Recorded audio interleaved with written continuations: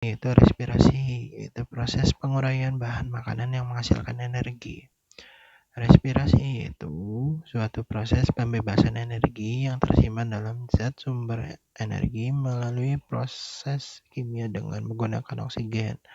Dari respirasi akan dihasilkan energi kimia ATP untuk kegiatan kehidupan seperti sintesis, anabolisme, gerak dan pertumbuhan.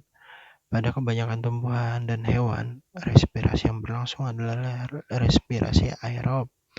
Namun demikian, dapat saja terjadi respirasi aerob terhambat pada suatu hal. Maka hewan dan tumbuhan tersebut melangsungkan proses fermentasi, yaitu proses pembebasan energi tanpa adanya oksigen. Nama lainnya adalah respirasi anaerob. Dari hasil akhir fermentasi dibedakan menjadi fermentasi asam laktat atau asam susu dan fermentasi alkohol. Selanjutnya berdasarkan kebutuhan akan O2 oksigen. Respirasi dibedakan menjadi 1. Respirasi aerob menggunakan O2 bebas untuk mendapatkan energi. Dan respirasi anaerob tidak menggunakan O2 bebas untuk mendapatkan energi. Selanjutnya katabolisme karbohidrat. Respirasi aerob ini ada 4 tahap, yaitu glikolisis, dekarboksilasi oksidatif, siklus Krebs, sistem transport elektron, sehingga respirasi anaerob atau fermentasi itu fermentasi alkohol, fermentasi asam laktat. Katabolisme karbohidrat contohnya yaitu respirasi dengan glukosa sebagai bahan baku yang diuraikan menjadi CO2 dan H2O serta menghasilkan energi.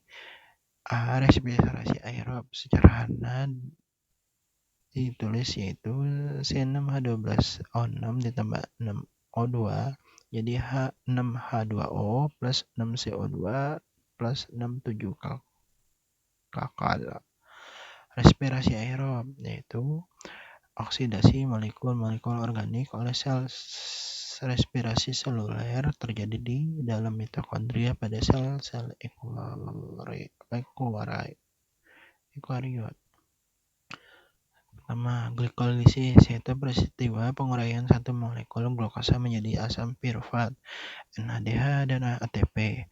NADH atau nikotinamida adenin nukleotida hidrogen berlangsung di dalam sitoplasma. Hasil akhir yaitu ada 3 atomik molekul 6C atau glukosa menjadi 3C pirufat sebanyak 2 mol. Energi yang dihasilkan yaitu 2 ATP. 2 molekul NADH akan ditransfer ke rantai transport elektron. Nah, ini tahapan persiapannya kalau memerlukan energi. Terus dekarboksilasi oksidatif. Tahap kedua setelah glikolisis ada dekarboksilasi oksidatif. Tahap ini berlangsung di dalam mitokondria. Reaksi pertama diawali dengan perubahan asam pirufat menjadi asetil koenzim A atau asetil CoA. Perubahan tersebut menghasilkan molekul CO2 dan NADH. Artinya, satu molekul asam pirufat akan menghasilkan satu molekul asetil CoA, CO2 dan NADH. Oleh karena itu, pada tahap glikolisis dihasilkan 2 asam pirufat, maka dekarboksilasi oksidatif menghasilkan 2 molekul asetil CoA, 2 molekul CO2 dan 2 molekul NADH. Untuk prosesnya simak bagian berikut, yaitu ini di bawah nih. Urutan prosesnya yaitu asam pirufat terbentuk pada tahapan glikolisis akan melepaskan gugus karboksilat.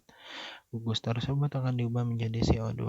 Sisa atom C dalam bentuk C3COO akan mentransferkan kelebihan elektronnya pada molekul NADH plus menjadi NADH. Untuk CH3COO akan diubah menjadi asam asetat. Asam asetat akan berikatan dengan koenzim A membentuk asetil koenzim A. Selanjutnya siklus Krebs. Siklus Krebs merupakan tahap kedua dari tahapan respirasi sel yang diawali dengan proses glikolisis. Sedangkan glikolisis adalah pemecahan glukosa menjadi asam piruvat, dan fosforilasi oksidatif. Kemudian akan menghasilkan 2 ATP dan 2 NADH yang disebut juga dengan istilah adenotrifosfat. Setelah itu, asam piruvat diproses untuk memasuki tahapan siklus Krebs. Sebelum masuk ke tahapan siklus Krebs, asam piruvat terlebih dahulu masuk ke tahapan dekarboksilasi oksidatif yang berada di dalam mitokondria sel tubuh. Setelah itu, barulah terjadi ke-8 tahapan dalam proses siklus Krebs. Ini tahapan siklus Krebs. Yang pertama itu yaitu proses pembentukan sitrat. Dalam proses ini terjadi penggabungan molekul asetil-CoA dengan oksaloasetat yang membentuk asam sitrat, dibantu oleh enzim asam sitrat sintase. Sitrat yang dihasilkan dari proses sebelumnya kemudian diubah menjadi isositrat dengan bantuan enzim akotinase yang mengandung V2+.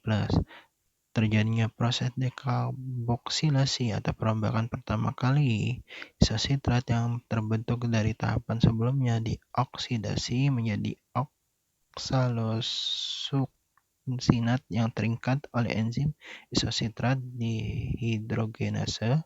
Pada tahap ini juga isositrat diubah menjadi alfa-ketoglutarat oleh enzim yang sama dan dibantu NADH. 4. Proses pengubah alfa-ketoglutarat menjadi suksinil-CoA oleh enzim alfa-ketoglutarat kompleks dan proses oksidasi. 5. Suksinil-CoA kemudian diubah menjadi suksinat. Tidak hanya dibantu dengan enzim, tahap pengubah ini dibantu juga oleh magnesium 2+ dan GDP yang dengan fosfat membentuk GTP. GTP inilah yang akan diubah menjadi ATP sehingga menjadi energi yang dibutuhkan jaringan. Pada tahap ini, suksinat akan dioksidasi menjadi fumarat dengan bantuan enzim suksinat dehidrogenase. Pada tahap ini, suksinat akan dioksidasi menjadi fumarat dengan bantuan enzim suksinat dehidrogenase.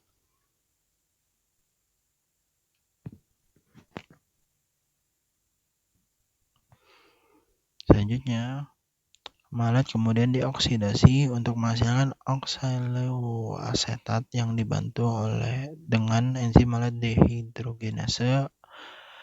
Oksaloasetat kemudian akan menangkap asetil-CoA. Kemudian siklus Krebs dapat terus-menerus terjadi. Selain itu, pada tahap ini juga berupa NADH. Ini prosesnya asetil-CoA, trisarboksil acid cycle. Sehingga ini ada ATP-nya, ADP menjadi ATP. Nah, ini tahapan siklus Krebs yaitu respirasi aerob. Ketiga, transport elektron. Elektron dan H+ dari NADH dan FADH2 dibawa dari substrat satu ke substrat yang lainnya berlangsung di membran dalam mitokondria. Hasil akhir dihasilkan 30 ATP dari 10 NADH. Yang kedua, dihasilkan 4 ATP dari 2 FADH plus H2O.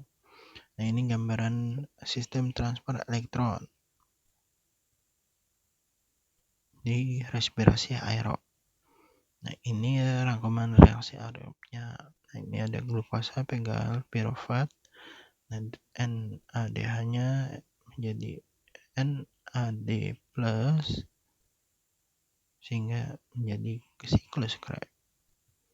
Nah, ini rantai transport elektron.